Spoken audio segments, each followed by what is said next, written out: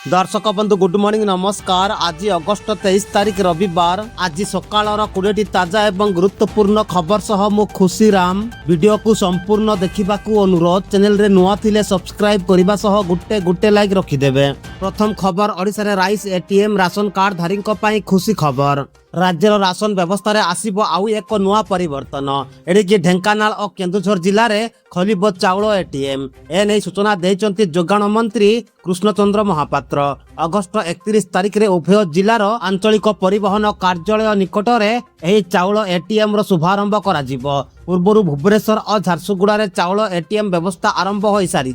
सफलता पर एबे अन्य जिला को मध्य यही सुविधा बढ़ाइबाकू सरकार योजना करिसंती। आगामी दिन में राज्यर समस्त जिले में गोटे लेखाएं चाउल एटीएम खोलिबाकू लक्ष्य रखा जाइथिबा मंत्री कहिसंती। चाउल एटीएम रु राशन नेबा प्रक्रिया मध्य सरल रहिबो। हिताधिकारी माने निज राशन कार्ड नंबर देबा सह फिंगरप्रिंट देई निज कोटारू आवश्यकता अनुसार चाउल किंबा गहम नहीं पारिबे। सबुठारु बड़ कथा हेउची एही एटीएम रे 24 घंटिया सेवा उपलब्ध रहिबो। नजर पकाइबा पाणीपाग खबर। अगस्त मासर चतुर्थ लघुचाप आजिठू अति प्रबल बर्षिबो अलर्ट कला पाणीपाग विभाग। पुणी लघुचाप वर्षा। उत्तर ओडिशा और दक्षिण गांगे और पश्चिम बंग उपकूल रे सक्रिय रही घूर्णिबलय। यार प्रभाव रे आज उत्तर ओडिशा रे वर्षार विस्तृति बढ़िबा सह अनेक अंचल रे भारी वर्षा हेबो। आज किंबा 24 तारिख बेलकू सही समान अंचल रे एक नुआ लघुचाप सृष्टि हेबार आकलन करा जाउची। लघुचाप गठन पर उत्तर ओडिशा रे वर्षार तीव्रता आहुरी बढ़िबा सह प्रबलरू अति प्रबल वर्षा होई पारे। आज केन्दुझर मयूरभंज सुंदरगढ़ बरगढ़ और बलांगीर रे प्रबल वर्षा हेबार आशंका रही। उत्तर ओडिशा रे वर्षा बढ़िबा सह उपकूल अंचल रे मध्य वर्षा जारी रहिबा नै पाणीपाग विभाग आकलन करिछि। एबे आसंता कालीरू वर्षार परिमाण आहुरी बढ़िबो। एथि पई केन्दुझर और मयूरभंज समेत उत्तर ओडिशार अन्य किछि अंचल को सतर्क करा जाइछि। 24 रु 27 तारिख मध्य रे केन्दुझर और मयूरभंज पई ऑरेंज अलर्ट जारी करा जाइछि। परवर्ती खबर 28 अगस्त रे सूर्य पराग प्रभाव बदलिबो कि राखी बांधिबार शुभ समय। दर्शक बंधु ज्योतिषक मतरे अगस्त 28 तारिख रे लागिबाकू थिबा सूर्य पराग सकाळ 6:35 रु आरंभ होई दीपहर 12:31 पर्यंत रहिबो। सूर्य परागर मोट अवधि प्राय 5 घंटा 39 मिनिट रहिबो। तेबे एही पराग भारत रे दृश्यमान हेबो नाही। एहा एशियार किछि अंचल समेत विश्वर केतेक निर्दिष्ट अंचल रे देखाजिबो। ज्योतिषाचार्यक अनुसार शास्त्र रे साधारणतः चंद्रग्रहण समय रे मंदिर द्वार बंद रखिबार परंपरा रहिछि। एही समय रे देवादेवींक मूर्ति को स्पर्श न करिबा, पूजा पाठ बंद रखिबा एवं खाद्य प्रस्तुत किंबा भोजन करिबार विरत रहिबार परंपरा रहिछि।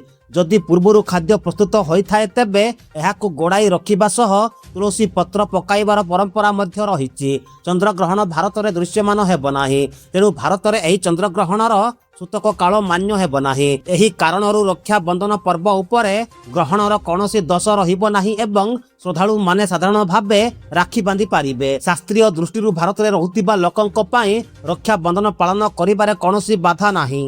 परवर्ती खबर मुख्यमंत्री बड़ घोषणा। ओडिशा गरिमा कर्मशाला रे मुख्यमंत्री अभिभाषण।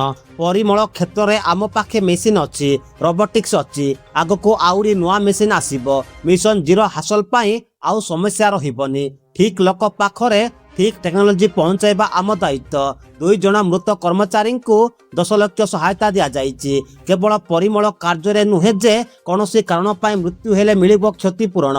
जो माने घर पाई नाहंती से माने खूब शीघ्र पाइबे। स्वच्छता छोट काम नुहे। महाराज गजपति रथयात्रा रे चेरा पहरा करंती। लोक सेवा भवन आउ 9 तालारे पान छेप पड़ुथिला।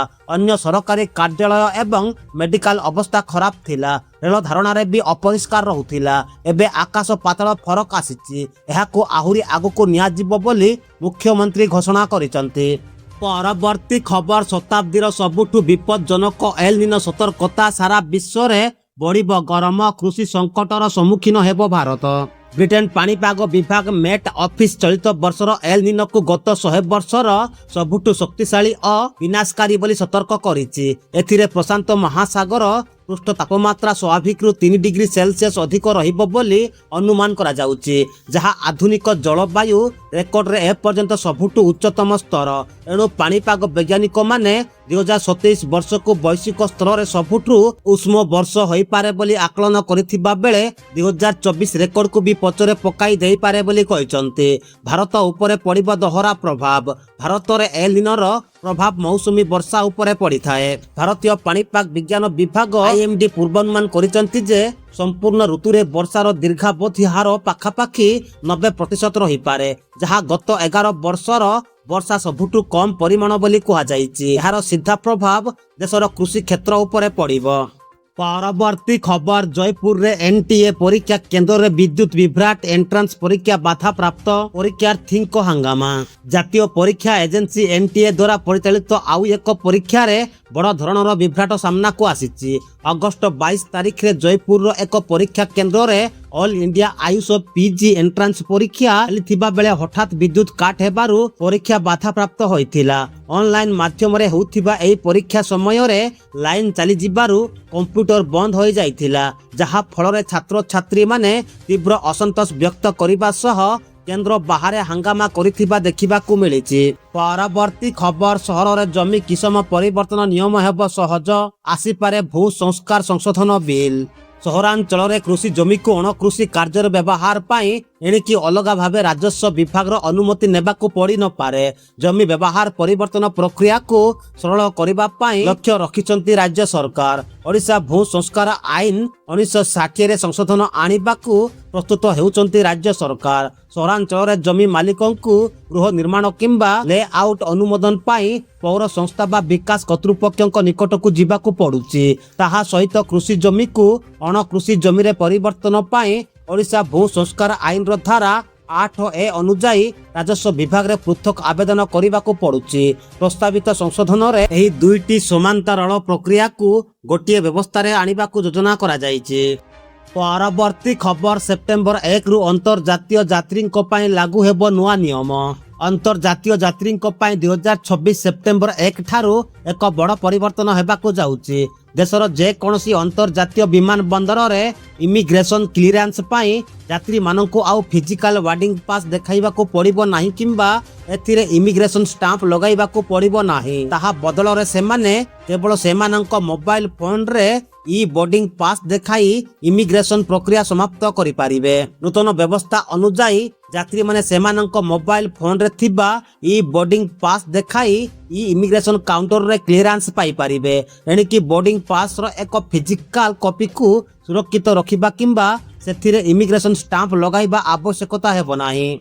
परवर्ती खबर जातीय शिक्षक पुरस्कार सम्मानित हेबे 48 जन शिक्षक। ओडिशा रो पदराज उमाकांत नायक जातीय शिक्षक पुरस्कार 2026 पाई मनोनीत शिक्षकों नाम घोषणा करा जायछि। सरकार स्कूल शिक्षा एवं साक्षरता क्षेत्र में अवदान पाई 48 जन शिक्षकों नाम घोषणा करिसंते। स्कूल शिक्षा एवं साक्षरता विभाग द्वारा प्रकाशित तालिका राज्य एवं केंद्र शासित अंचल सहित केंद्रीय विद्यालय संगठन नवोदय विद्यालय समिति सैनिक स्कूल आदर्श जनजाति स्कूल एवं प्रधानमंत्री श्री स्कूल भली अनुष्ठान रो शिक्षक माने मध्य शामिल अछंती। तेबे ओडिशा रो जने शिक्षक जातीय शिक्षक पुरस्कार 2026 पाइबा पाई मनोनीत होइचंती। जातीय शिक्षक पुरस्कार 2026 पाई ओडिशा रो जगतसिंहपुर जिला ओली पिंगल सरकारी उच्च विद्यालय शिक्षक पदराज उमाकांत नायक नाम घोषणा करा जायछि।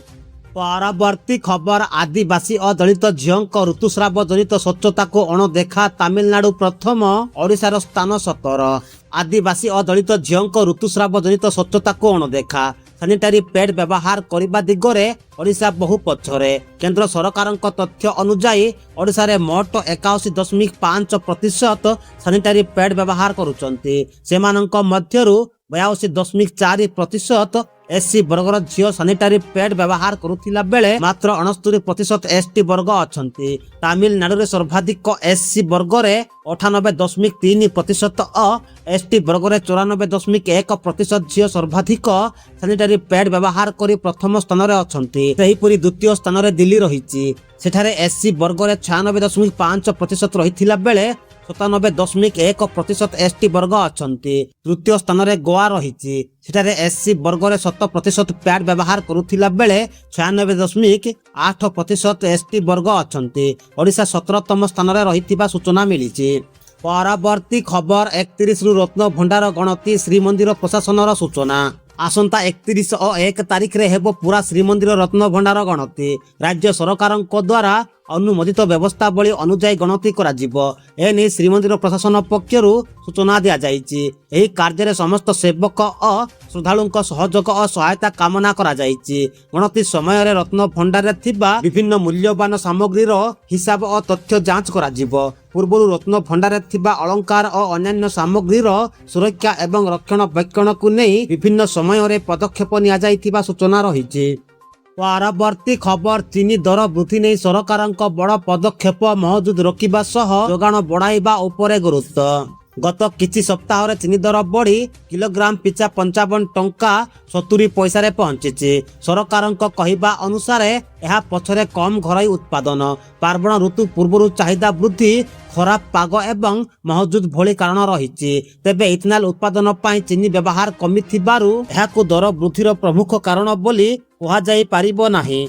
चीनी जोगाण और दर नियंत्रण पाई सरकार डीलरंक स्टॉक सीमा धार्य करने सह मिल गुड़िक मौजूद जांच आरंभ करिसंते। घरोई बाजार रे जोगाण बढ़ाइबा पाई 10 लाख मेट्रिक टन कंचा चीनी शुल्क मुक्त आमदानी करा जिवो। अक्टोबर 15 रु आखुपेड़ा आरंभ हेले चीनी उत्पादन बढ़िबा सह दर नियंत्रण को आसीबो बोली सरकार आशा करुचंते। परवर्ती खबर मनरेगा को सुप्रीम कोर्ट प्रशंसा हितकर योजना कहिले खंडपीठ। एमजी नरेगा बा मनरेगा को एक भल प्रभावशाली योजना भावे प्रशंसा करिसंती सुप्रीम कोर्ट। एही योजना को एक 3 जणिया विचारपति पीठ प्रशंसा करिसंती। एबे एमजी नरेगा योजना वीबीजी रामजी योजना भावे कार्यकारी होउची। एहाकु एक हितकर योजना बोली कोर्ट कहिसंती। एहा कोनोसी मागणा उपहार बा फ्री बी किंबा ग्रामीण श्रमिक मानकर शोषण नुहे बोली कोर्ट कहिसंती।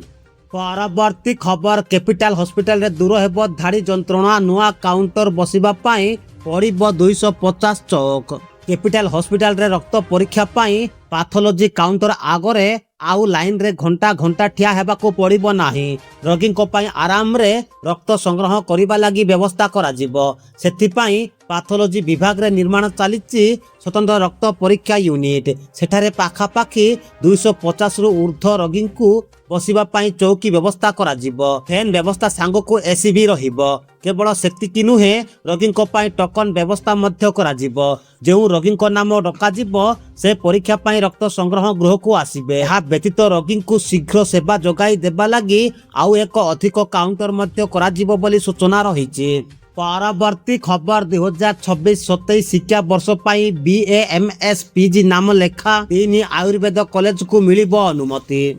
2026-27 शिक्षा वर्ष रे ओडिशार 3 सरकारी आयुर्वेद मेडिकल कॉलेज को भारतीय चिकित्सा पद्धति आयोग NCISM नाम लेखा पाई अनुमति प्रदान करिछि। पुरी गोपबंधु आयुर्वेद महाविद्यालय रे bachelor of Ayurvedic medicine and surgery 60 seat सह अतिरिक्त 15 सीट आर्थिक दुर्बल श्रेणी वर्गों पाई संरक्षण रहिछि। एहा व्यतीत 5 विषय रे पीजी पाई 19 सीट रहिछि। सेथिरु 4 सीट आर्थिक दुर्बल श्रेणी पाई संरक्षण रहिछि। गंजाम अंकुशपुर कविराज अनंत त्रिपाठी शर्मा आयुर्वेद कॉलेज को BAMS रे 60 सीट एवं शस्य तंत्र रे 4 पीजी सीट पाई अनुमति भी मिलिछि। सेहीपरि बलांगीर सरकारी आयुर्वेदिक कॉलेज को BAMS रे 60 सीट सह 2 पीजी विषय रे 8 सीट रे नाम लेखाइबा को अनुमति मध्य दिया जाइछि।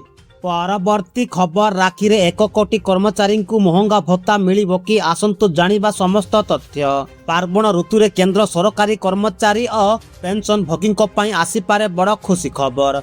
जुलाई 2026 रु लागू हेबाकु थिबा महंगा भत्ता डीए वृद्धि को नहीं एबे चर्चा जोर धरिछि। आशा करा जाउछि एथर कर्मचारी को डीए रे 3% वृद्धि होई पारे। ବର୍ତ୍ତମାନ କେନ୍ଦ୍ର ସରକାରୀ କର୍ମଚାରୀ ମାନେ ମୂଳ ଦରମାରେ 60% ହାରରେ ଡିଏ ପାଉଛନ୍ତି।